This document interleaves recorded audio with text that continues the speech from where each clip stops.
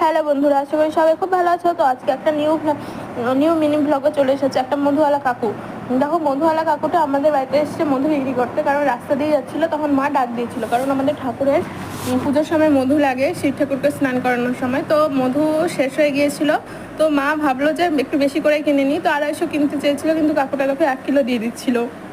কিন্তু 1 কিলো তো দরকার নেই, কারণ আমাদের আগের বছরই 1 কিলো কেনা হয়েছিল। তো মিছি পড়ে গিয়েছে নিচে, তো সেগুলো খাওয়াও হয় না। আর মধু জিনিস তো জানো যে অনেক দিন পর একটা মিছির মতো পড়ে যায়, কি জানি কেন।